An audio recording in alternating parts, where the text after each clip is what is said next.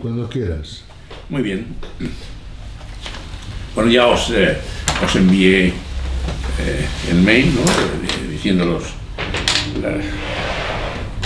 las noticias y os decía que, bueno, el Mahabharata está de moda, ¿no?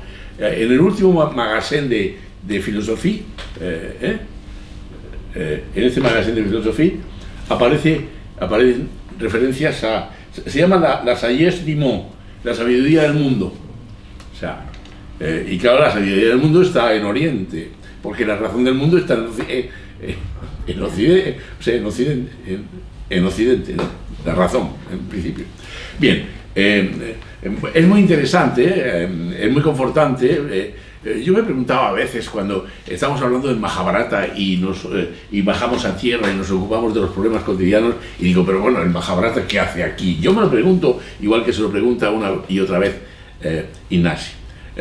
Pero es confortante entonces abrir este magazine y encontrarte el primer artículo es el ciclo de los menteurs, o sea, son los cuentistas que le llaman mentirosos, ¿no? que son los que dicen la verdad además. Y para mí es muy confortante, este artículo está ilustrado con las figuras del film de Peter Brook. Peter Brook aquí empieza con el dios Ganesa que escribe el Mahabharata, que le está dictando Vyasa, que le cuenta al niño los cuentos, ¿no? Y que eso hicimos referencia ya en el segundo seminario, fue esta cosa. Y luego hay una fotografía del gran patriarca Bhisma, ¿recordáis? Que es el abuelo o el tío de todos los Pandavas, que hizo un voto de castidad, que no se casó y que su padre le dijo, tú morirás cuando tú quieras, ¿no? Y ahí todo el problema de la muerte.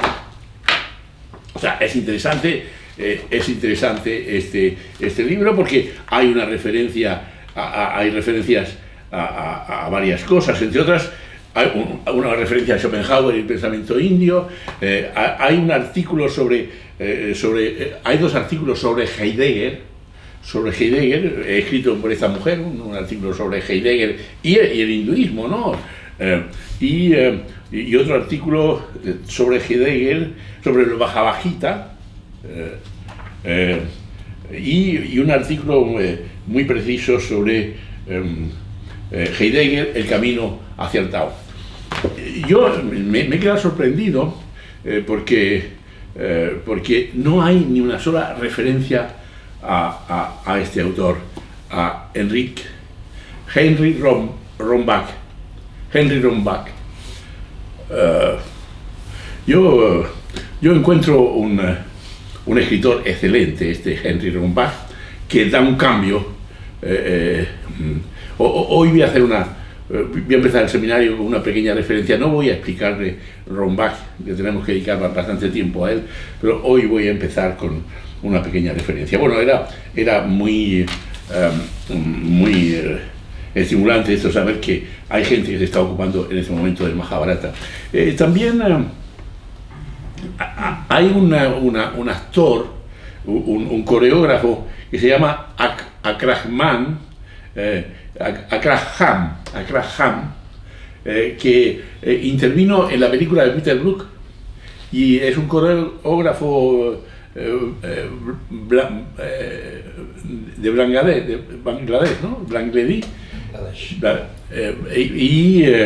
Y que ha hecho una coreografía muy interesante sobre el Mahabharata, pero de una cosa muy interesante, que es un personaje del Mahabharata que se llama Amba. Amba fue una chica que se iba a casar con un rey, y vino Bhisma para conseguir unas mujeres para su hermano y se las llevó. Y luego fue cuando se dio cuenta que, en fin, que ella ya estaba prometida a un rey, entonces el Bhisma la devolvió, pero el otro rey no quiso casarse con ella, la dejó. Entonces ella se sintió maldita, se fue al bosque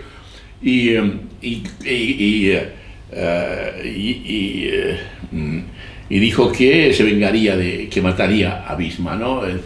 Pero una mujer no puede matar a un hombre en la guerra, no puede. Y entonces él se hizo transformar en un guerrero, ¿no? En fin. Por lo tanto, es muy interesante este tema de Amba, hecho por este coreógrafo Brangledi, ¿no?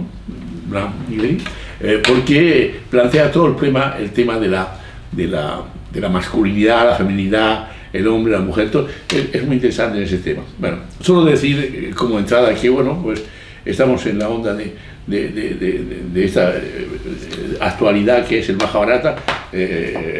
Termina en la portada el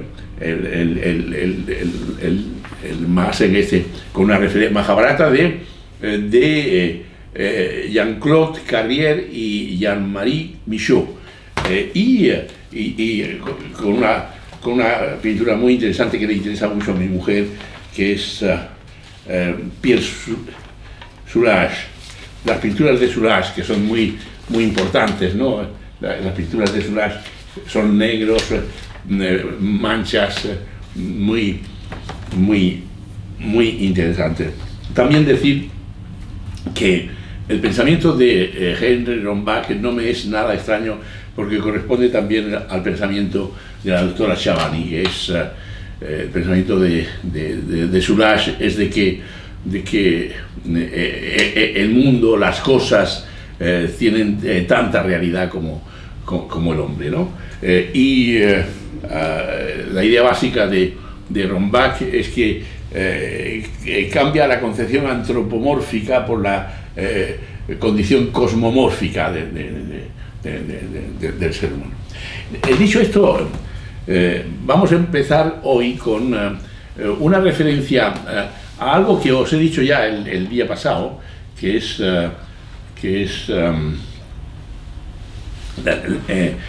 se iba a realizar el Rajasuya, ¿no? Y para hacer el Rajasuya se tenían que haber hecho unas conquistas, porque sin haber hecho conquistas, sin conquistar tierras, sin tener dinero, no se podía hacer ese Rajasuya.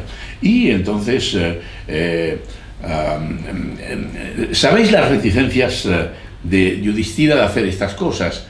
Y el hombre tenía razón, él no era, porque meterse en una cosa de estas es meterse en una serie de conflictos. Y ya vimos un conflicto tremendo, ¿no? Y es que para poder hacer el Rajasuya tuvieron que matar a un rey que había sido enemigo de Krishna, y que Krishna no había podido matarlo, y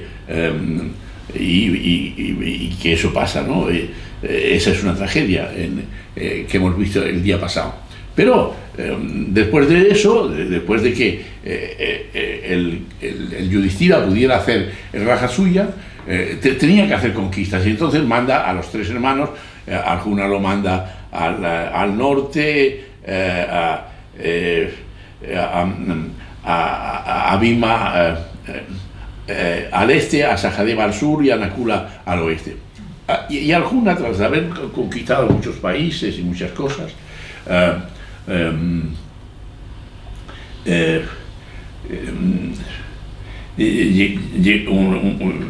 voy a decir dos palabras de su viaje, ¿no?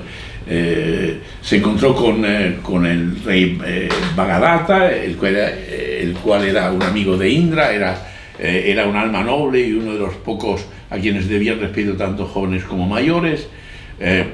También los devas o los dioses lo respetaban. Era un hombre justo y bueno.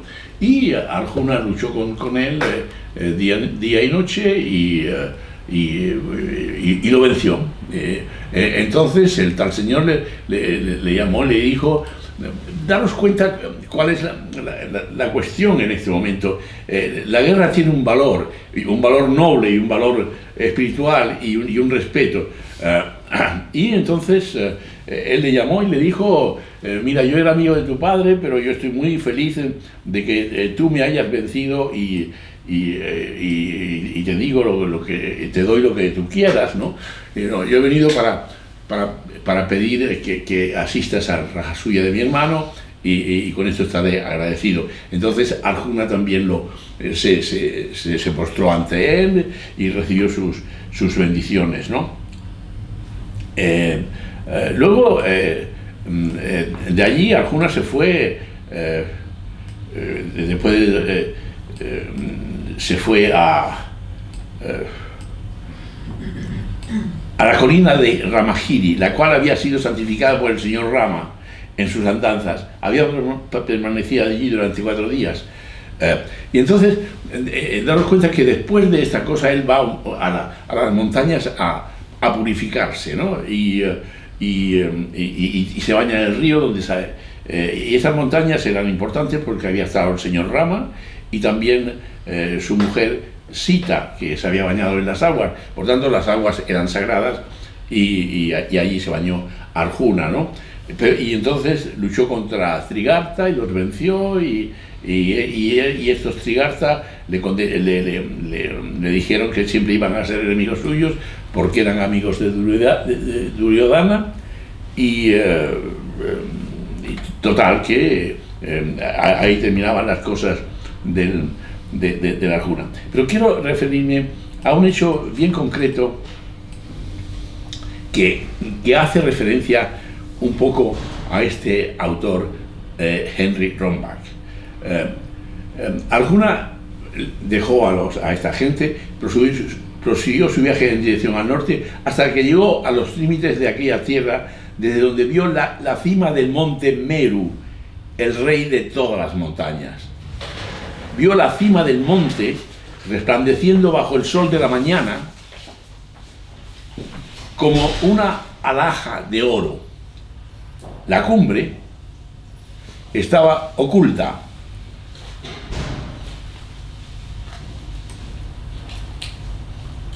Difuminándose detrás de un brillante destello de muchos colores. El resplandor de la montaña podía verse desde varias millas a la redonda. La orgullosa cima, envuelta en los rayos del sol, parecía desafiar al mismo astro rey, devolviéndole todos sus rayos, después de embellecerse con su gloria. Era un espectáculo sublime. La cumbre parecía perforar el firmamento y alcanzar los cielos. Daros cuenta qué descripción de la naturaleza tan sublime, tan extraordinaria, ante la que Arjuna quedó completamente prendado. Arjuna permaneció de pie durante largo tiempo enfrente del grandioso gigante, con su mente sobrecogida por una humildad para él hasta entonces desconocida. Se postró ante él y, muy en contra de su voluntad, prosiguió su camino, confiando en que algún día volvería a este lugar, ¿no? Esta sería un poco la idea.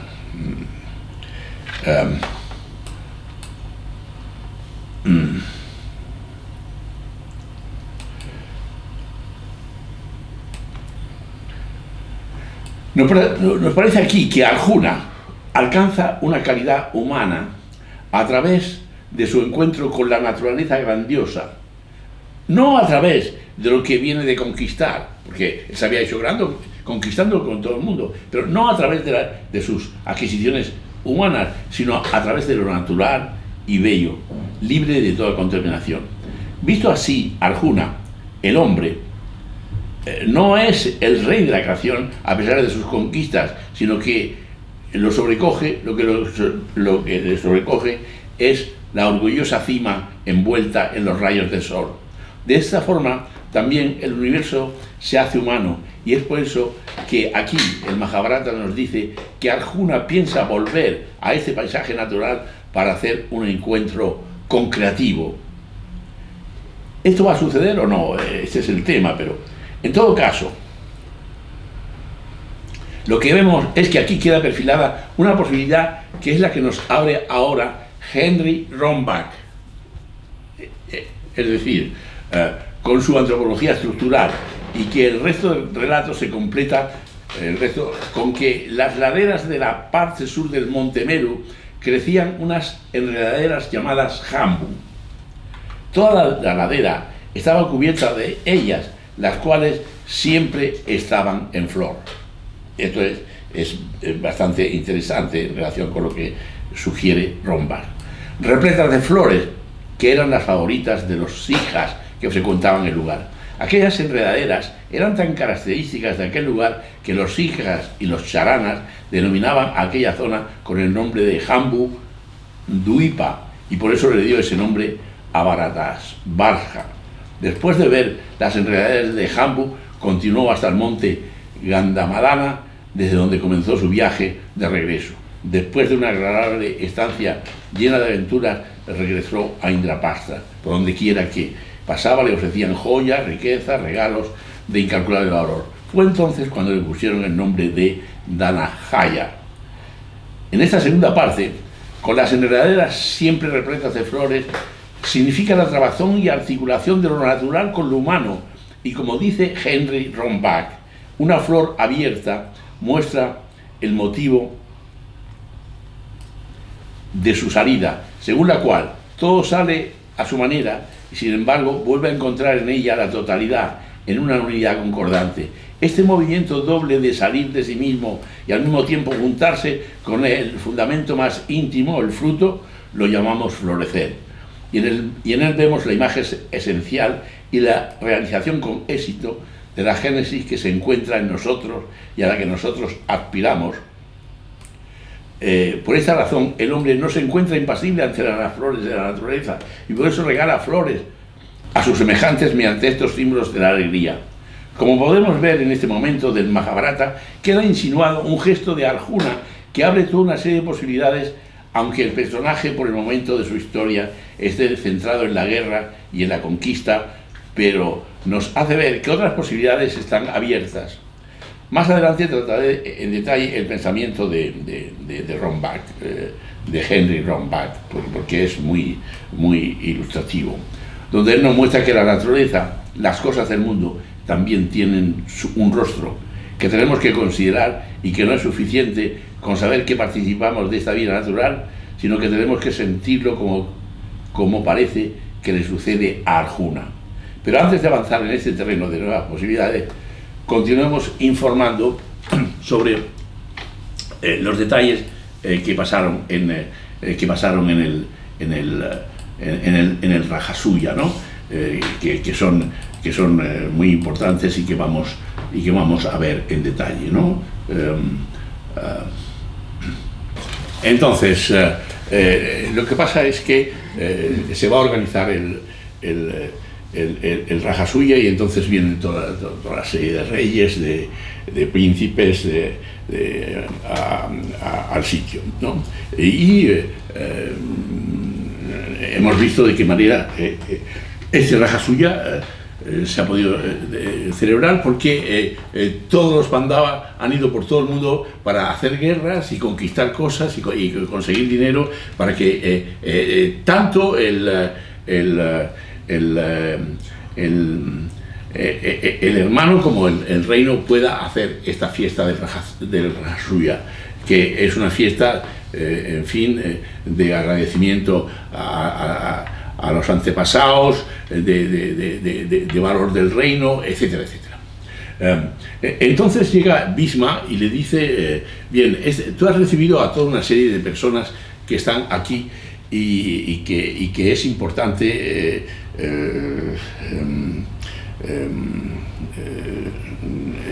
darle una satisfacción, pero ¿lo tienes? Exactamente.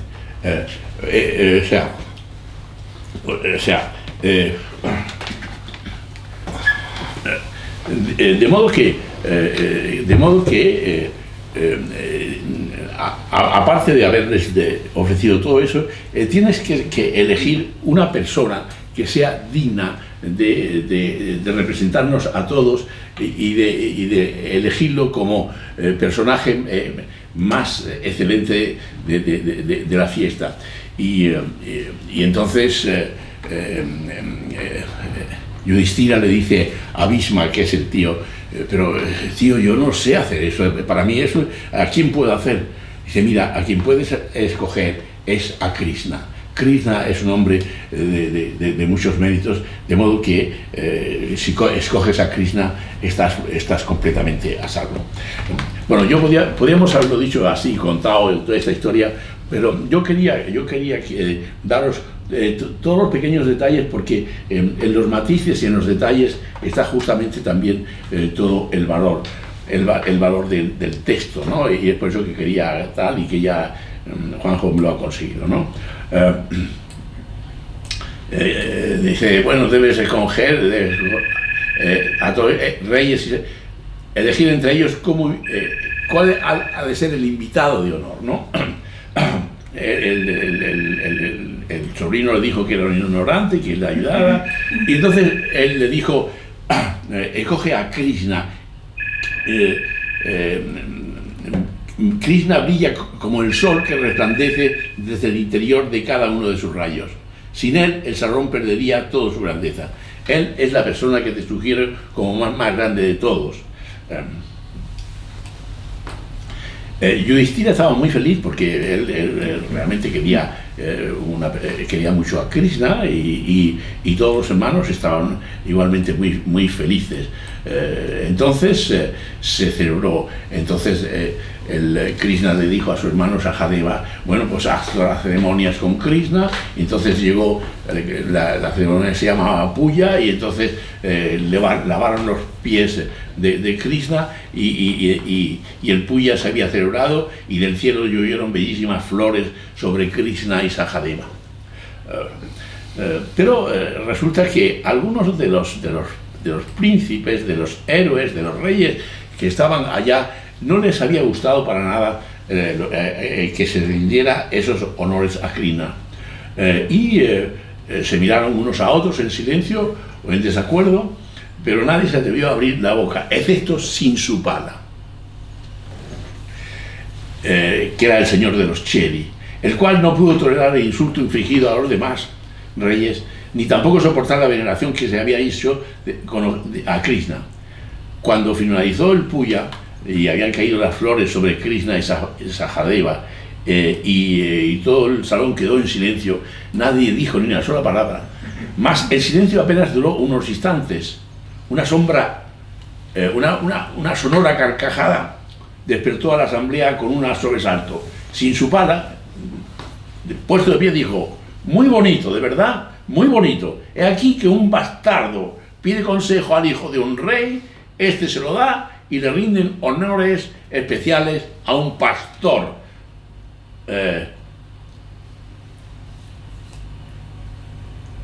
Considerándole como el mejor entre todos nosotros. Daros cuenta cómo maldice a cada uno de los personajes, le llama algo que es verdad. Realmente Yudhishthira no es un bastardo, sin embargo no es hijo de un rey, sino que es hijo de un dios, pero bastardo porque nace de la relación de su madre con una... Bhisma dice... es hijo de un río, ¿no? Es hijo él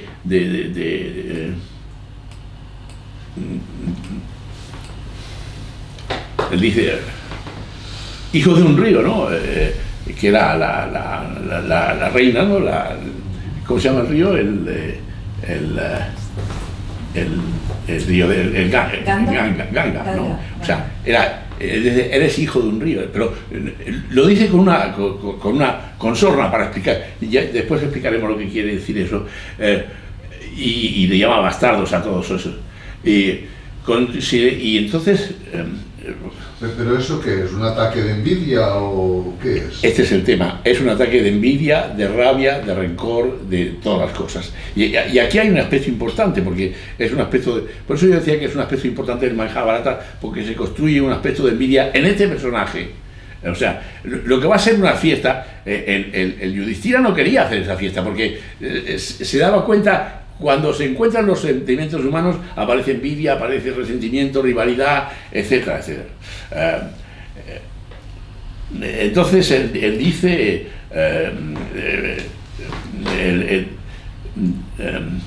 han llovido flores sobre esta gente, ¿no? Tal. Mientras los reyes, que son grandes guerreros, celosos de su honra, observan la ceremonia parados y boquiabiertos como torpes animales. ¿Es que se puede decir algo más? Muy bonito, de verdad, muy bonito. Dicho esto, Sinsupala se volvió a sentar. Nadie se atrevía a pronunciar palabra alguna. Y Sinsupala, riéndose de nuevo, se dirigió a Yudhishthira diciéndole: mi querido Yudhishthira, ¿es que tu visión llega mucho más allá de la nuestra, o es que estás ciego? Habiendo tantas personas en esta asamblea que pudieran ser merecedoras de ese honor, no veo la razón por la que se te haga ocurrido esta decisión tan absurda. Siempre creí que los Pandavas eran príncipes que estaban dotados de un sentido adecuado de decoro. Nunca te hubiera creído capaz de hacer algo tan erróneo. Mira,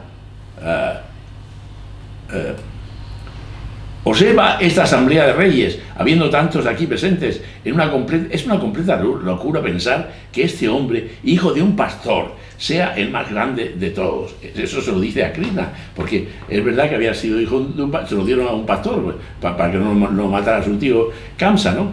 Salta a la vista que no tienes mucho discernimiento. ¿No te das cuenta de que has ofendido a muchos de los monarcas aquí presentes? Venimos a asistir al yaga de tu Rajasuya, pero no porque no seamos suficientemente poderosos como para desafiarte, sino porque tenemos un gran respeto por ti. Teníamos la impresión de que tú eras una persona justa y asistimos a esta ceremonia únicamente por complacerte.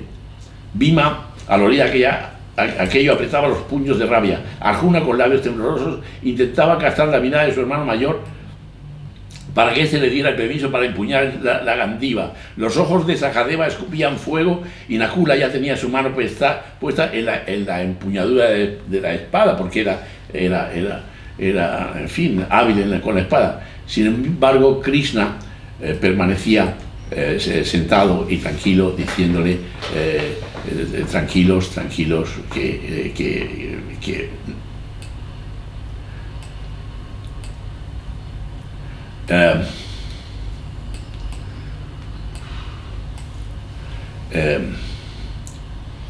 continúa el relato es interesante y lo voy a citar porque cita a todos los personajes uno detrás de otro. Sin embargo, Krishna permanecía intranquilo y mirándoles sonrió y dijo: no os excitéis, dejádmelo a mí. Mientras Sinsupala continuaba con su alocución diciendo: ahí está Vasudeva. Y entonces va nombrando a todos los personajes que Yudhishthira podía haber elegido y no a esta. Ahí está Vasudeva, que es el más anciano de los reyes. Vasudeva era el padre de Krishna. También está tu suegro Drupada. Si hubieras querido honrar la experiencia de los años, habrías elegido a Vasudeva. Si hubieras querido la honra a algún pariente, aquí tienes a Drupada. Si crees que tus acharas, tus profesores de armas fueran dignos, aquí tienes a Drona, a Kripa, a Asvatana. Si era un hombre que siempre practique la penitencia, aquí tienes a Vyasa, que es el autor del Mahabharata. O si quieres un gran héroe, aquí tienes a Bhishma, que era el abuelo. ¿Cómo es que, habiendo en este salón una representación tan amplia de héroes, has escogido a Krishna para ocupar el asiento de honor? Y ya verás por qué él tiene envidia y por qué él tiene esta rabia contra Krishna. Si tenéis intención de honrar a un arquero, aquí está Ekalavya. ¿Os acordáis de Ekalavya, al que le cortaron el dedo? El hijo de Hirayandanu, que es ahora uno de los mejores arqueros, mucho mejor que Arjuna. También está Radeya, el alumno favorito del gran Bhargava, el cual es uno de los pocos que había vencido a Jarasandha. Que Jarasandha no pudo ser vencido por tu representante Krishna, porque le tenía miedo. O sea, y además el Krishna asesinó a tu tío Kamsa cuando estaba durmiendo. Se llevó a las mujeres. O sea, y aquí hay una cosa interesante.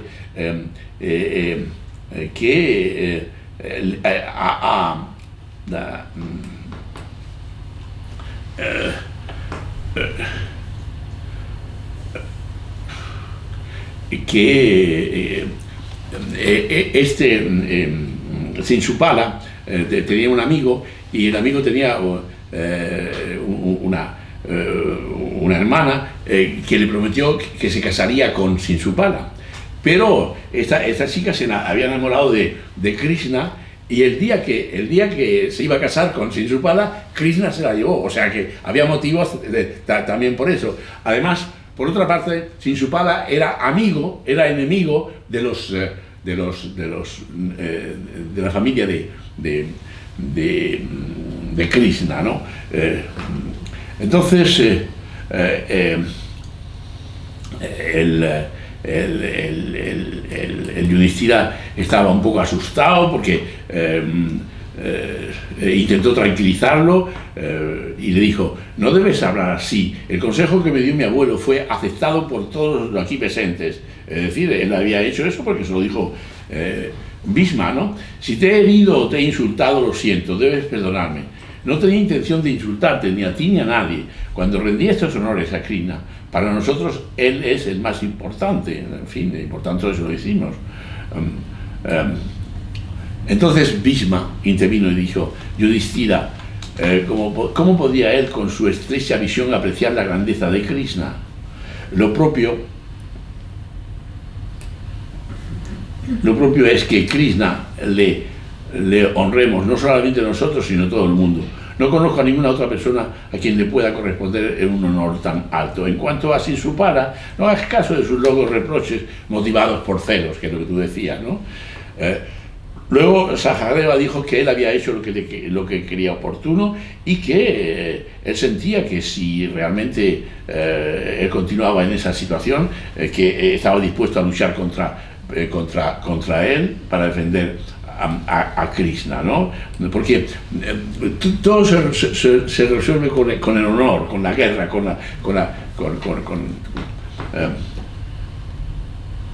y le dice Sahadeva: ¿y no crees que puedes vivir impune después de haber dicho esto contra Krishna y haber ofendido a Bhishma, etcétera, etcétera? Entonces Bhishma le dijo, Yudhishthira dijo a Bhishma: tengo miedo de que se exalten los ánimos de los reyes, no sé qué podemos hacer, por favor dime qué podemos hacer. Bhishma dijo: no temas, hijo mío, apenas un perrito ladrándole a un león es lo que es este Sinsupala. No debes ni hacerle caso, dejémosle hablar, parece que le agrada escucharse a sí mismo. Sinsupala, al oír esto, no pudo aguantar la indiferencia con que Bhishma se le refirió a él, y empezó a vomitar insultos contra él. Se burlaba de Bhishma y de su así llamada justicia, alegando que solo era un hipócrita. Continuó lanzando miles de insultos sobre el experimentado anciano de la Casa de los Kuros. Se reía de él y de su voto de castidad, que para Bhishma era la cosa más sagrada. Le llamó por eso eunuco, que nunca había tenido a una mujer. O sea que los insultos iban en aumento, ¿no? Cada vez. No porque quisiera ser fiel a su voto, sino porque era simplemente un eunuco. Le llamó hijo de un río. Y escuchar la cosa, utilizando esta denominación en la forma más hiriente, refiriéndose a que un río siempre fluye de niveles más altos hacia niveles más bajos, y que él, como hijo de un río, tenía esta misma tendencia a ir descendiendo a estados inferiores hasta llegar a los estados más bajos de conciencia. Este era el insulto más grande que se le ocurría a Sinsupala. Todo el salón estaba estupefacto ante el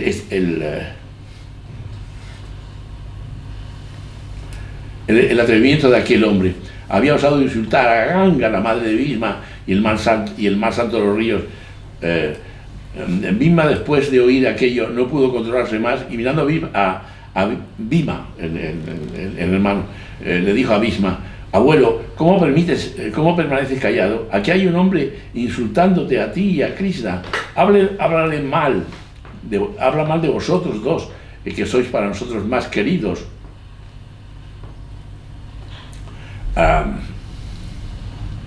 que nuestras propias vidas. Te ruego que me dejes la oportunidad de matarle. Tengo que aniquilar a Shinsupala. Bhima, sin embargo, dijo: no te precipites, Bhima. Ha sido dispuesto por los dioses que sea Krishna quien mate a este hombre. Debe encontrar su muerte en manos de Krishna y solo de él. Dejemos todo en sus manos. Ahora te relataré la historia de Shinsupala y te contaré la profecía. Lo que es interesante en esto del Mahabharata es que los personajes que tienen una maldad tienen un nacimiento extraño y raro y estrafalario, ¿no? Y vamos a ver cómo nació Shinsupala y que hace que los grandes poderes o dioses intervengan en estas situaciones. Shinsupala nació con 3 ojos y 4 brazos. Este es Shinsupala. Y mientras sus padres se horrorizaban de la monstruosidad que había engendrado, una voz habló desde los cielos y les dijo que los ojos y los brazos que les sobraban desaparecerían cuando, y aquí está la predicción, que a la vez es una maldición, cuando colocaran al niño en el regazo del hombre que un día sería el causante de su muerte.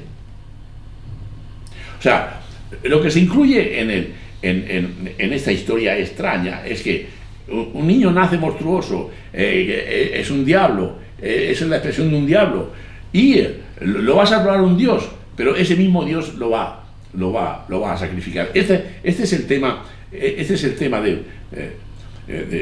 extraño, difícil de entender y de comprender y de tal. Un día, cuando Krishna y Balarama fueron a ver al niño de Damagosha, que era ella colocó al niño en su regazo, tal y como acostumbraba a hacerlo con todos. Tan pronto como el niño tocó el regazo de Krishna, se le desprendieron sus brazos y sus ojos adicionales. La madre de Shinsupala se puso muy triste al saber que su hijo sería un día aniquilado por su propio primo, porque era primo de él. La madre era hermana de su madre, ¿no? Ella era hermana de Vasudeva, y pidió a Krishna que tuviera clemencia con el niño. Krishna estaba apenado de ver la aflicción de la tía y le dijo: no te preocupes, perdonaré incluso, y aquí está la frase otra vez, 100 de insultos que tu hijo me inflija. 100 de insultos que tu hijo me inflija. Intentaré no lastimarle. Pasó el tiempo y Rummi,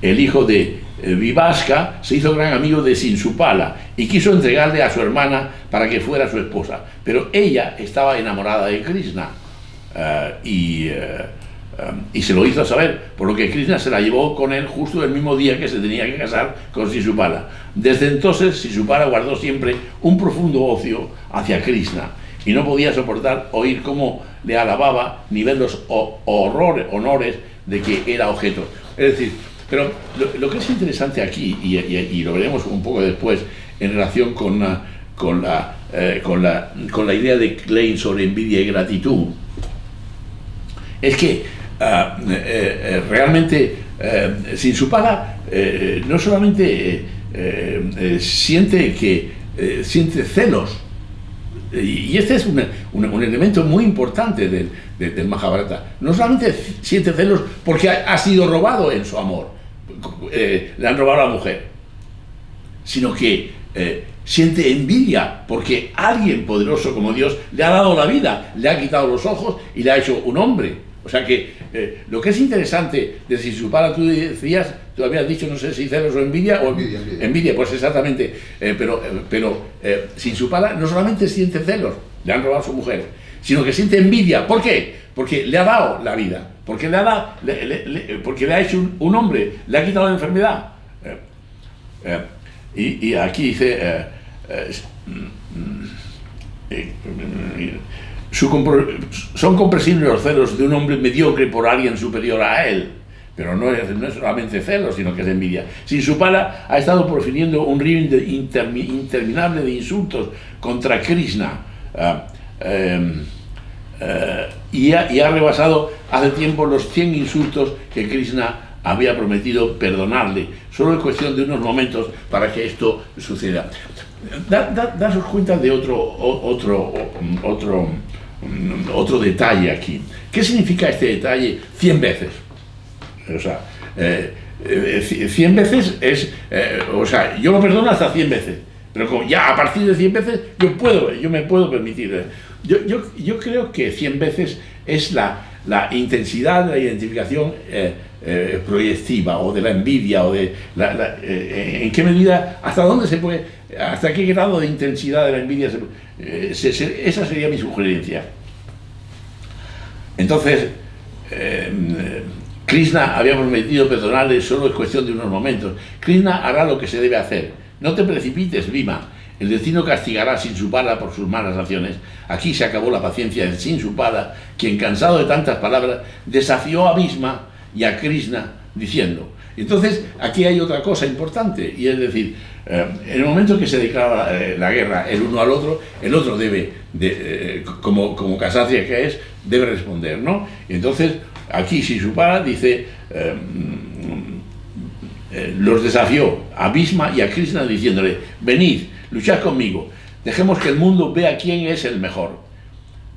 Esto no es como para arrastrar una novia que le dice a Krishna y escapar con ella sin tener que luchar con nadie, ni es como robar la ropa de indefensas mujeres que se bañaban en el río. Es otra escena que pasa en el Mahabharata, que unas mujeres están bañando en el río, le roban la ropa y entonces se quedan desnudas, o robar o engañar a los maridos de los gopis para robar a su amor. Krishna, estoy proponiéndote una lucha hombre a hombre. O sea, le hace una ofensa para que él responda como hombre a hombre. Veamos si por una vez puedes luchar cara a cara. Krishna confiaba evitar este altercado tan desagradable, pues amaba demasiado a Yudhishthira y no quería estropear el Rajasuya con la muerte de Shinsupala. Daros cuenta que todo esto ocurre en el momento que se está celebrando la gran ceremonia del Rajasuya, y no se puede dar la fiesta en paz, ¿no? Sino que es acompañada de una muerte. Recordad que antes también había habido la muerte del otro rey, por parte de Bhima, ¿no? Pero aquí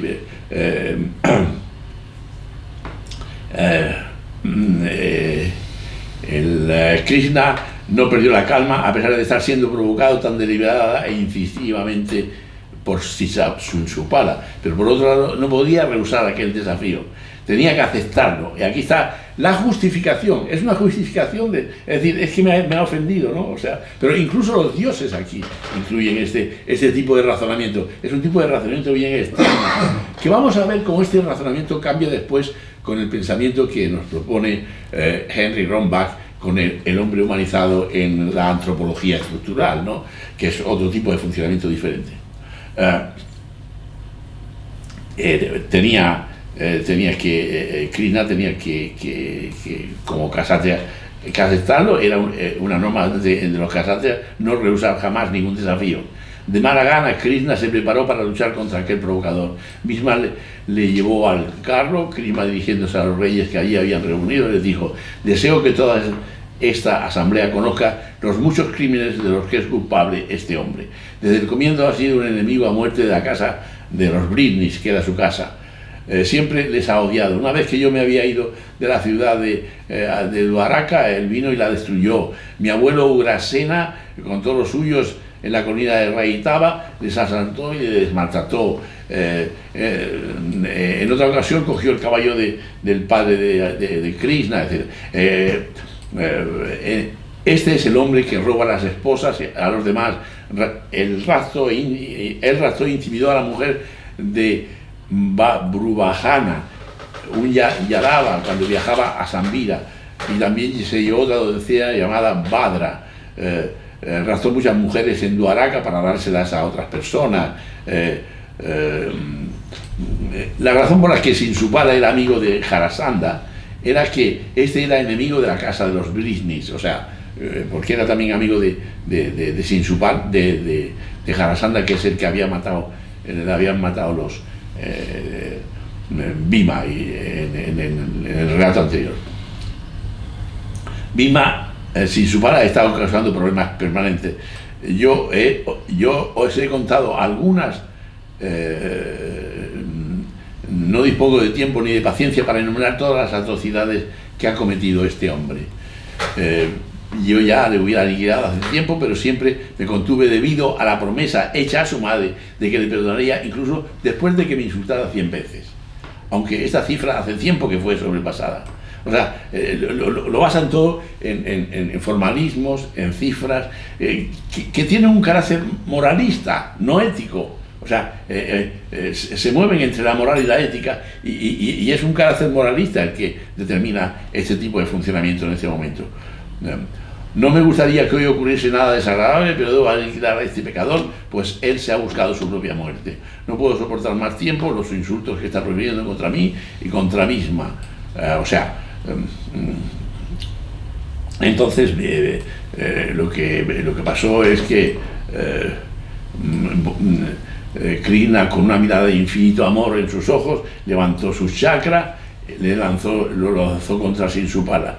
El chakra voló como un sol surcando los aires y, cortando de un solo tajo la cabeza, lo separó del cuerpo de Shinsupala, el cual se desplomó al suelo como un gran árbol abatido por un repentino golpe de hacha. Tras esto surgió un resplandor del cuerpo inerte de Shinsupala, que en vez de elevarse al firmamento se dirigió donde estaba Krishna, fundiéndose en sus pies. Nadie entendía lo que había significado todo esto, el único que lo entendía era Krishna. No obstante, aquí queda constancia. La mayoría de los reyes se enojaron con Krishna por lo que había hecho, y aunque los amigos de los Pandavas estaban muy complacidos, la impresión general era más de descontento que de aprobación. Sin embargo, nadie se atrevió a manifestar su opinión. El gran Rajasuya, que había tenido tan buen comienzo, terminó de una forma desastrosa. Aquel incidente había arruinado la felicidad de todos, mas nada se podía hacer al respecto. Nada puede detener el curso del destino. Lo que es interesante es que en el Mahabharata queda plasmado que esto es un hecho horroroso. O sea, sin calificativos, la fiesta se deshizo, y no solamente eso, sino que la muerte de este Shinsupala traería, se anunciaba con cosas horrendas que iban a pasar. Yudhishthira estaba muy... entonces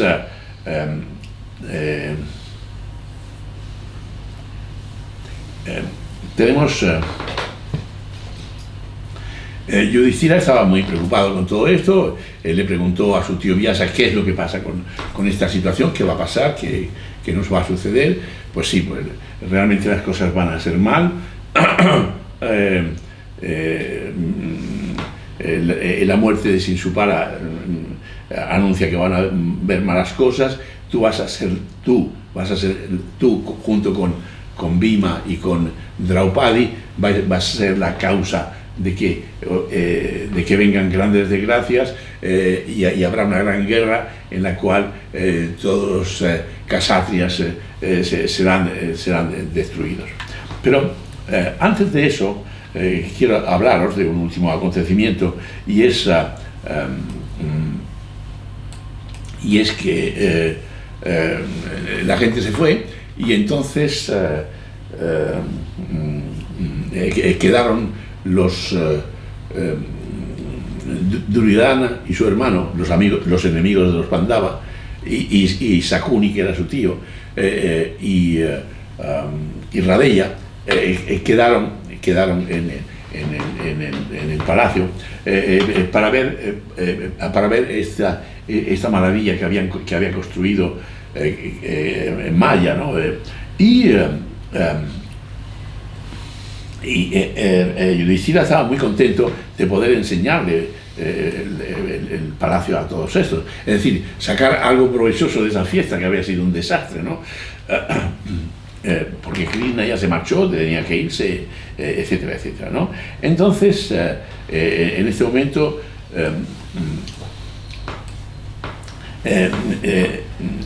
la otra cosa que hay aquí, que se anuncia, es que Yudhishthira no podía imaginarse que aquella iba a ser la última vez que él haría la despedida de Indraprastha, porque después iban a venir una serie de acontecimientos con los cuales ellos iban a tener que exilarse en el bosque, en la naturaleza otra vez. Y no sabían el horrible destino que les esperaba. Iban a perder lo que tenían en unos pocos días. Y su propio y se despidió de Krishna, y la próxima vez que se encontraran con Krishna se encontrarían en el bosque de Kamyaka. Entonces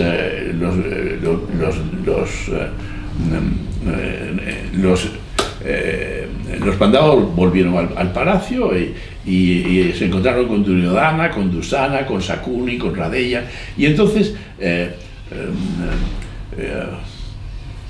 Yudhishthira estaba contento porque les iba a enseñar todo el palacio, ¿no? Y lo que ocurrió, los malos augurios por la muerte de Sema han corroborado y significa que sobre ti recaerá un hechizo de mala suerte que durará 14 años. Esto no es todo, eso se lo dijo Vyasa, ¿no? El destino ha planteado que tú seas la causa de la destrucción de todos los Kshatriyas, borrándolos de la tierra, y las malas acciones de Duryodhana, el poder de Bhima y de Arjuna y la ira de tu reina Draupadi serán los instrumentos para la destrucción universal. Veo que te sientes infeliz al oír mis palabras, pero no tienes por qué afligirte. Los caminos del destino no pueden ser comprendidos. Y aquí hay toda la aceptación del destino, de las malas cosas, porque el hombre ni tampoco no pueden ser alterados por el hombre. El hecho de que iba a ser la muerte de toda esta gente, a él le afectó muchísimo, ¿no? Entonces, Duryodhana se encargó de ver todas las maravillas que se habían hecho allá, ¿no? Se pasó por el salón de Maya. Nunca antes había visto algo igual. Estaba sorprendido por la belleza y esplendor de la creación maya. Que esta buena fortuna hubiera recaído sobre los Pandavas era algo que no podía soportar, y aquí está el nacimiento de la envidia, que es muy importante, ¿no? Saba tenía una característica peculiar. Fue construido por el arquitecto de los Asuras, que era un diablo, que instaló allí varios artilugios. La persona que miraba el Sabja, sintiendo en su corazón celos por su propietario, se veía afectado por algunos de los ingenios que había allí, produciéndole alucinaciones. Cuando Duryodhana iba caminando, vio algo que parecía un estanque de agua. Se acercó más y le pareció que era solo el decorado del suelo, que estaba incrustado con hermosas losas de mármol. Se sonrió y siguió adelante, pero de hecho era un estanque de mármol lleno de agua clara. No obstante, para los ojos del celoso Duryodhana no parecían que fueran así.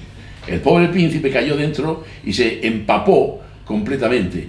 Incluso los muchos sirvientes que le rodeaban se rieron de él al ver cómo había sido engañado Duryodhana. Por orden de Yudhishthira le dieron ropas secas para que se cambiase. Yudhishthira estaba muy preocupado por esto, pero Bhima, Arjuna, los mellizos, la reina Draupadi se rieron a carcajadas de él. Otro percance de este tipo se añadieron a su dolor. Siguió andando y llegó a lo que él pensaba que era otro estanque con agua, y con mucho cuidado trató de bordearlo, pero de hecho esta vez no era agua, y nuevamente se produjeron risas y comentarios jocosos. Luego se dirigió hacia lo que él creía que era una puerta de salida, pero no había tal puerta, por lo que se golpeó la cabeza contra la sólida pared, haciéndose daño. Esto ya fue coreado por un estruendo de carcajadas. Draupadi se reía de él y de su humillación sin poderse contener.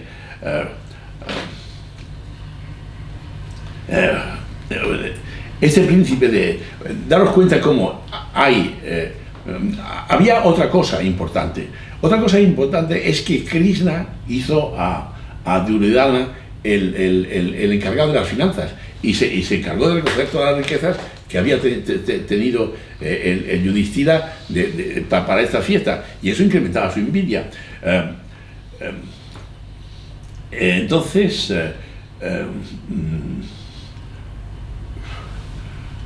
Yudhishthira ha realizado el Rajasuya y ha sido aclamado como monarca de toda la tierra.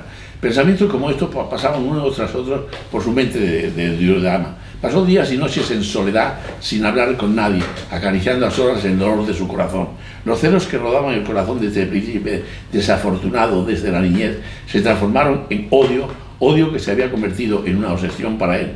Era diferente a su padre, que en algunas cosas. Su padre, por ejemplo, era hombre avaricioso, pero en el caso de Duryodhana, la avaricia no era lo peor, era algo más que eso. La avaricia de Dhritarashtra estaba en su corazón. Era un cobarde, ya que ocultaba sus pensamientos con una capa de hipocresía. Pero Duryodhana odiaba la hipocresía, era franco. No le gustaban las complicadas cosas de su padre, etc., ¿no? Es importante, porque quiero diferenciaros ahora entre lo que es la envidia, la voracidad y los celos.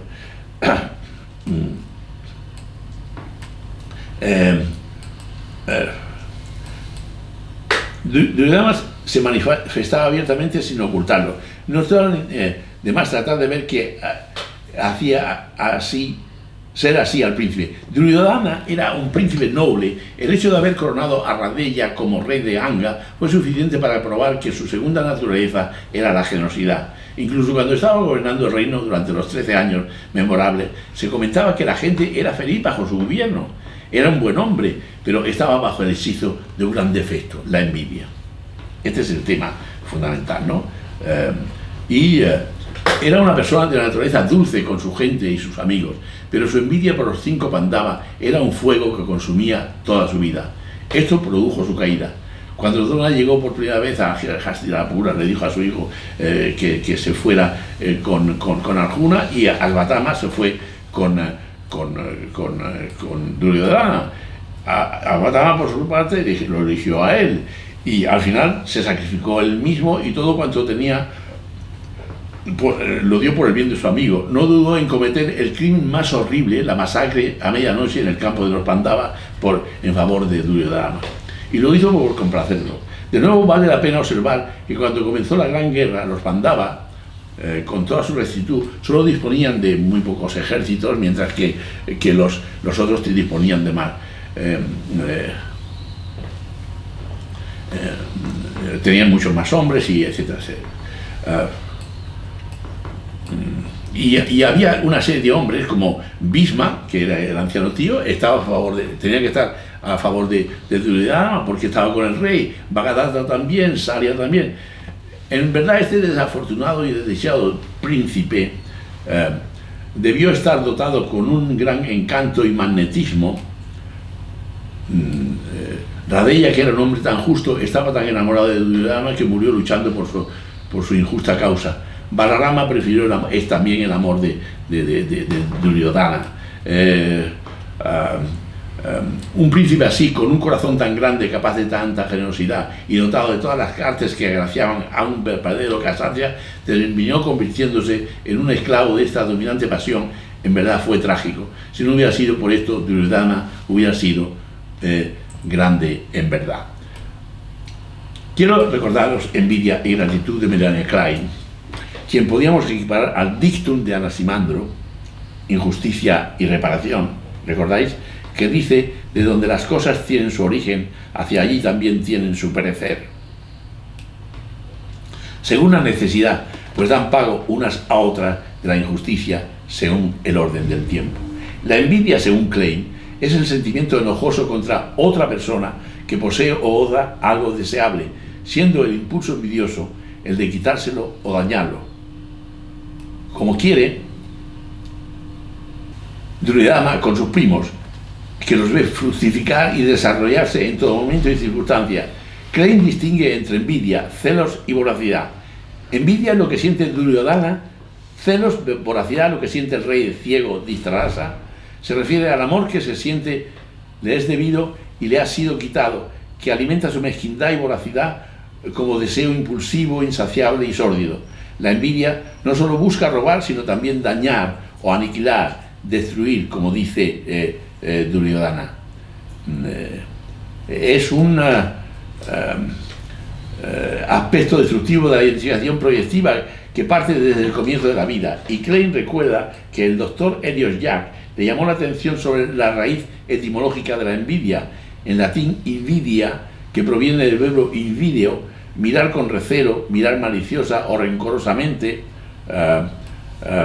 dentro de dirigir una mirada maliciosa sobre envidiar o estimar algo. En la frase de Cicerón se le da un uso primitivo cuya traducción es producir el infortunio por su ojo maligno. Solo ya para terminar, Sakuni vio que su sobrino estaba muy dolido con toda esta situación y porque el sobrino vino y le dijo: yo no puedo soportar esto, siento mucha envidia, yo quiero destruir todas las buenas cosas que hacen mis primos, todas las buenas cosas que consiguen mis primos, cada cosa que hacen les fructifica, cada batalla que haya la ganan, yo quiero destruirlos, necesito destruirlos, ayúdame. Entonces Sakuni le dice: no podemos destruirlos porque son muy poderosos, pero yo tengo un ardid para poder destruirlos, y ese ardid es que yo sé que a Yudhishthira le gusta el juego y yo soy un gran jugador y por tanto vamos a jugar, él se va a jugar todo el reino, lo va a perder por sí y lo vamos a conseguir. De modo que lo único que hay que conseguir es que tu padre organice un juego que invite a tus primos y entonces a raíz de ese juego lo conseguiremos. Entonces le dice: pero díselo tú a mi padre porque yo no se lo puedo decir. Bueno, entonces Sakuni fue y le dijo a su padre: mira, pasa esto con tu hijo y tal, en fin, y tu hijo necesitamos hacer algo para conseguir que él viva, y en fin, que esté bien y que esté feliz y tal. Entonces el padre, Duryodhana fue a ver a su padre y le dijo, el padre le dijo: ¿qué me ha dicho Sakuni? ¿Que te encuentras mal? Sí, hemos de destruir a los primos. ¿Cómo? Con él, pues invitándonos al juego. Entonces el padre le dice: bueno, sí, yo lo haré eso, pero tengo que pedir permiso a la asamblea. Si pides permiso a la asamblea, el tío Vidura, que proteja a los Pandava, no lo querrá. De modo que tiene que ser una decisión que tú tomes. No, yo no puedo y tal. Si tú no puedes, yo me voy a suicidar. No, hijo mío, no te suicides. Entonces, no te preocupes, yo lo conseguiré. Entonces, el padre llama a Vidura, y Vidura dice: ¿qué es lo que...? Entonces llamó primero a Sakuni y dijo: construye un sabda que se llama el sabda de Jayanta en un distrito de Hastinapura, para hacer este sabda y hacer un juego. Igual que ellos tienen un sabda, los invitamos y ya está. Y entonces se empezó a construir, y entonces el Vidura le dice: me he enterado que se está construyendo un sabda. Sí, porque yo quiero que vengan los primos, pero ¿qué es lo que te pretendes? Tú les has dado una tierra, ellos la han hecho fértil, ellos están tranquilos, son felices, ¿por qué no los dejas? ¿Por qué eres tan cruel con tus sobrinos y no los dejas vivir? No, pues porque esto no tiene marcha atrás, esto se va a hacer, y se va a hacer de esta manera, y vamos a invitar a los sobrinos.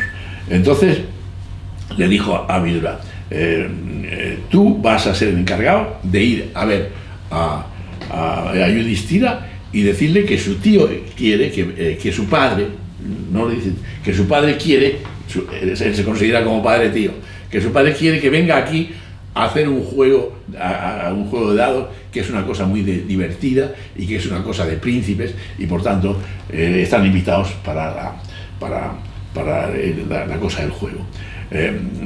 Esta es la situación. Entonces Vidura, a todo su pesar, va a Yudhishthira, los invita, y ese será el tema del próximo seminario, en el que veremos esta invitación de Yudhishthira y el juego entre Shakuni y él, y cómo ahí empieza otra vez la ruina de los Pandava y el inicio de muchos sentimientos. Pero quería sobre todo subrayar hoy que hoy hemos visto cómo la envidia está en el centro de esta situación. Envidia, celos y voracidad, por parte de unos y por parte de otros, en el centro de todo.